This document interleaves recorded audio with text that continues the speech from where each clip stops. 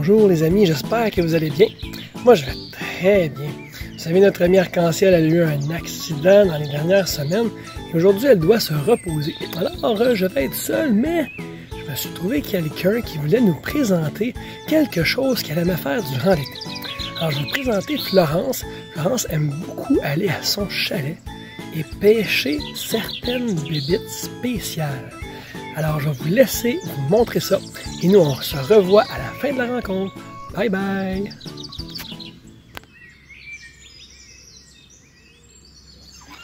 J'ai laissé les tétards dans le lac parce qu'eux, ils ne dérangent pas. Mais les écrevisses, vu que ça a des pinces, et que les personnes ne veulent pas que les écrevisses se pincent, il faut qu'on aille les mettre dans le ruisseau.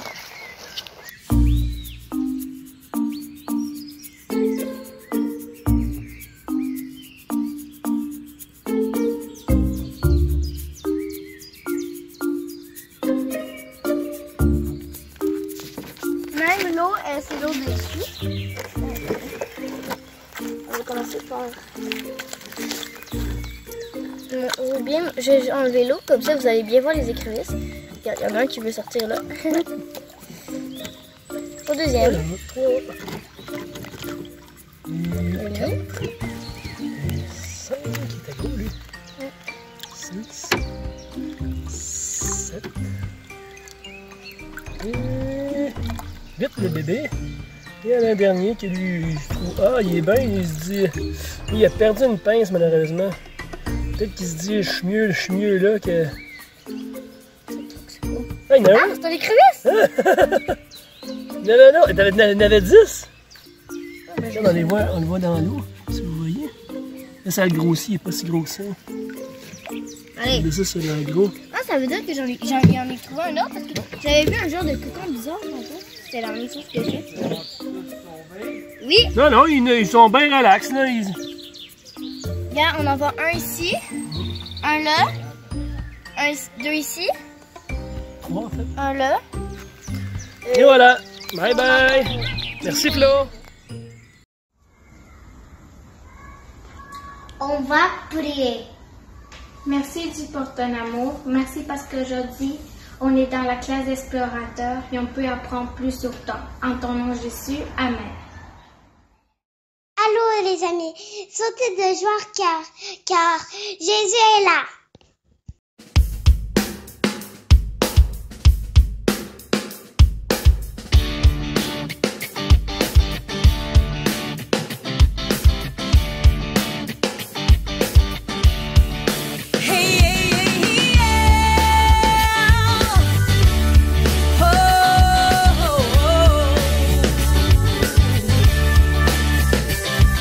Ton amour dure à jamais dure ton amour.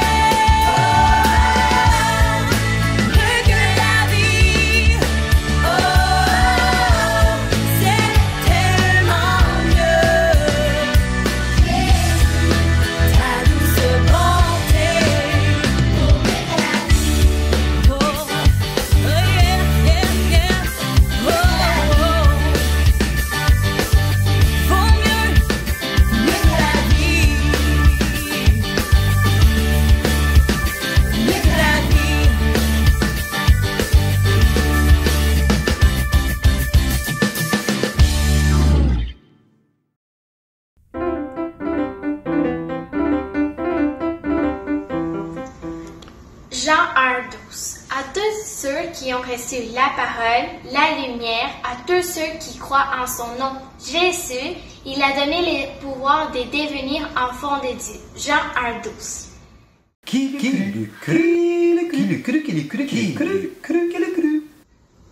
Bonjour, Madame Annick. Madame Annick, je voudrais savoir, est-ce que Jésus est Dieu? J'ai hâte de savoir ta réponse. Merci. Un passage important pour répondre à cette question se trouve dans Jean 1, les versets 1 à 3. Je commence. Au commencement, la parole existait déjà. Et la parole était avec Dieu, et la parole était Dieu. Elle était au commencement avec Dieu. Tout a été fait par elle, et rien de ce qui a été fait n'a été fait sans elle. Ici, on pourrait remplacer la parole par Jésus. Alors, je recommence avec Jésus. Au commencement, Jésus existait déjà. Jésus était avec Dieu et Jésus était Dieu. Jésus était au commencement avec Dieu. Tout a été fait par lui et rien de ce qui a été fait n'a été fait sans lui.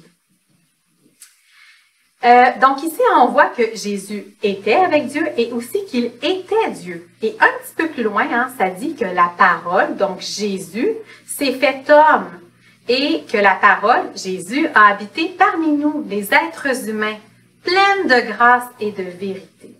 Donc, d'après ces versets, Jésus est entièrement Dieu. Lorsqu'il est venu sur la terre et qu'il est né de la Vierge Marie, Jésus est aussi devenu un être humain, comme toi et moi. Mais à la différence que Jésus n'a jamais péché. Ses gestes, ses paroles et même ses pensées étaient parfaites. Ça veut dire qu'il ne déplaisait jamais à Dieu. Jésus est à la fois Dieu et à la fois homme. C'est un mystère.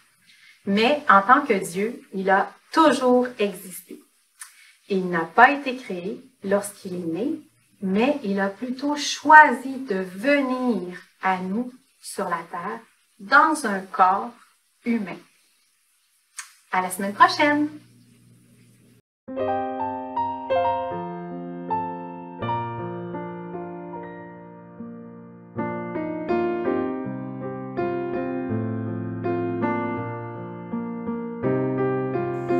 Les enfants, c'est l'heure du coucher. Je m'en viens lire l'histoire du voyage du pèlerin avec vous autres, là. Préparez-vous, j'arrive dans 1 minute.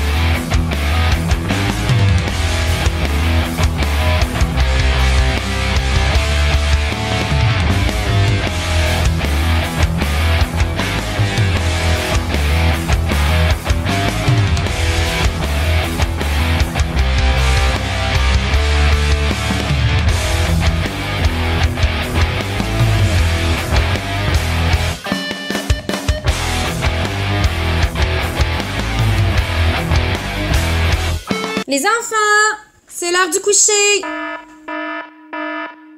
Je m'en viens lire l'histoire du voyage du pèlerin avec vous autres, là. Préparez-vous, j'arrive dans 1 minute.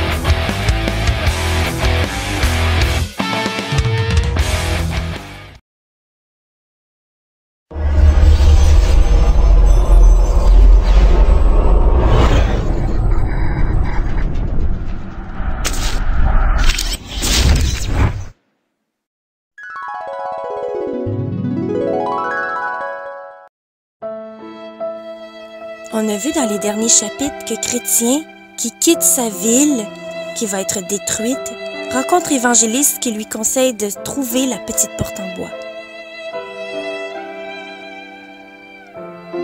Enfin parvenu à la petite porte en bois, Chrétien parle à bonne volonté qui lui conseille de bien suivre le chemin étroit qui va tout droit.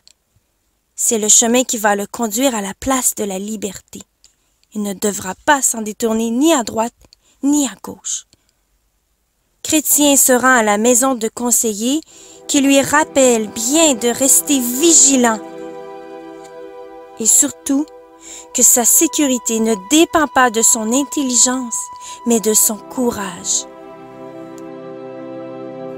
Chrétien, enfin arrivé au pied d'une colline, il passa devant un tombeau vide et au sommet se trouvait une croix.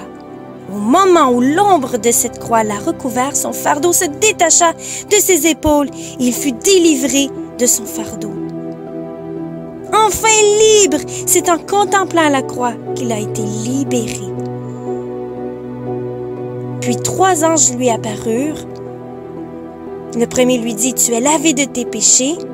Le deuxième lui remit de beaux habits neufs et le troisième un rouleau qu'il devra remettre à celui qui ouvrira la porte de la cité céleste.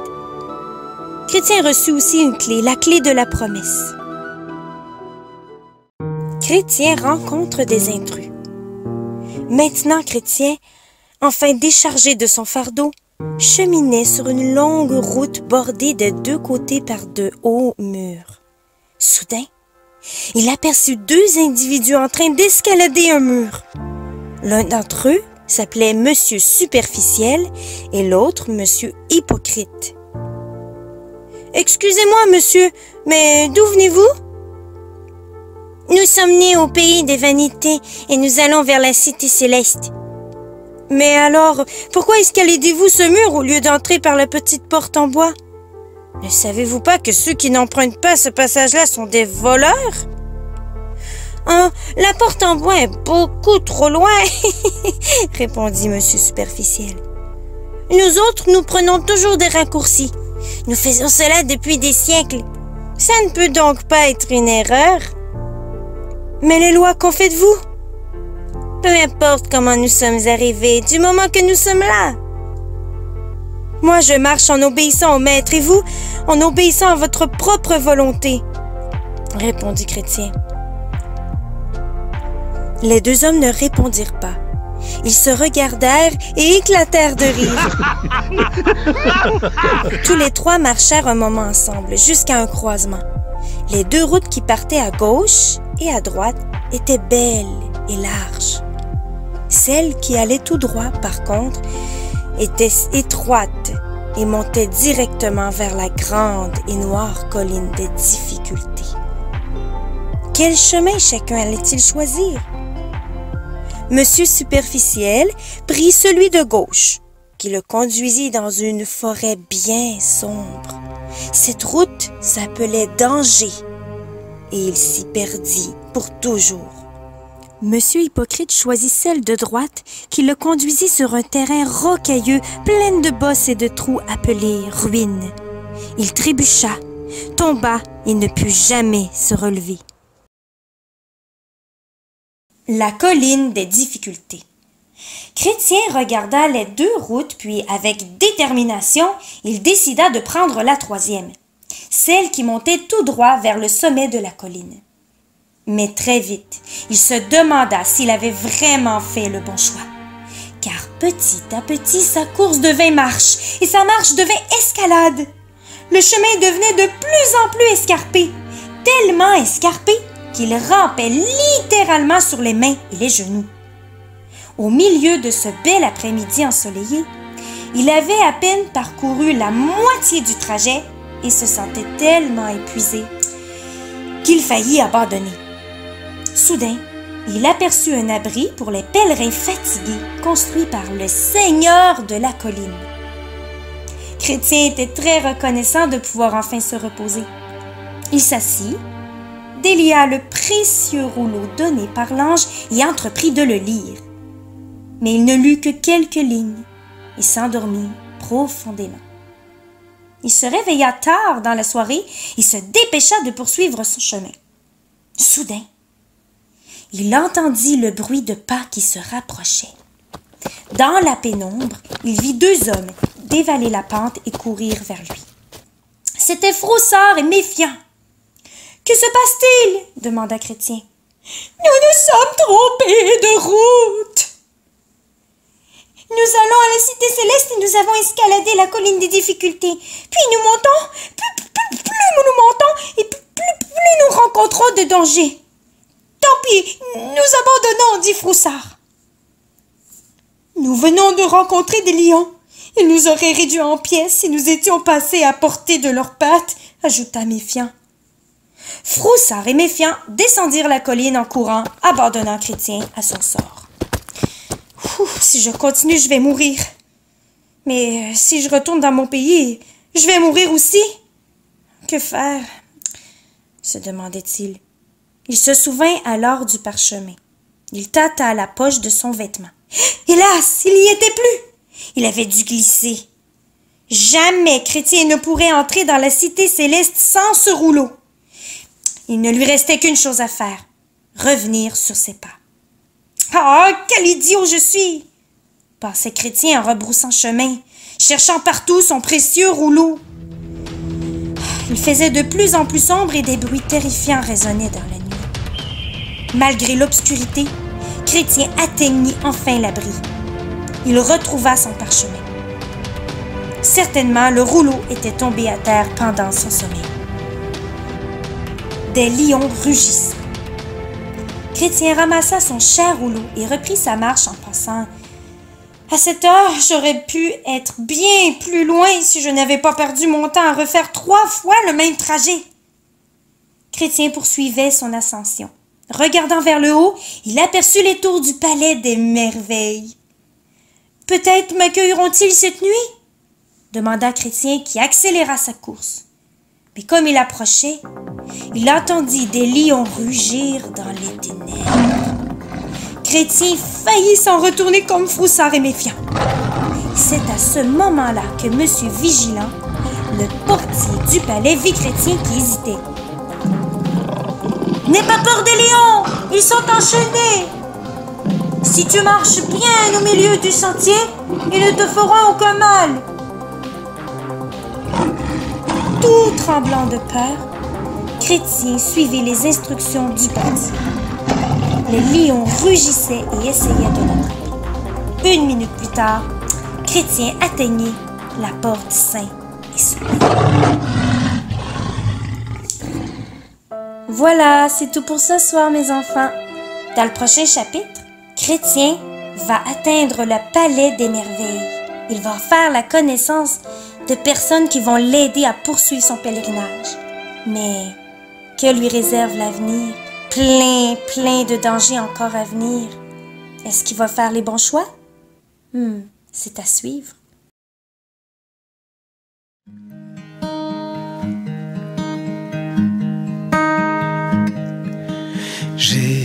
Jésus-Christ reviendra, sa promesse est certaine. Ses enfants il prendra à sa venue soudaine.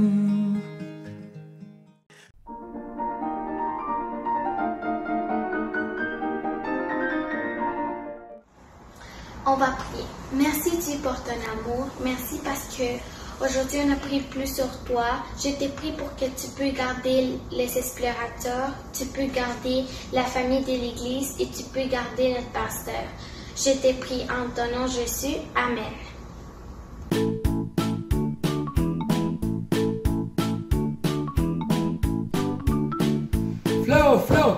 Flow, je veux des écrevisses. Flow, je veux des écrevisses. Vous savez, les amis, les écrevisses, ça se mange, ça a l'air très bon. Et d'aller à travailler beaucoup, je pense qu'on va faire un bon repas avec ça. Les amis, j'espère que vous avez une belle matinée avec nous. On vous souhaite une belle semaine. Bye bye!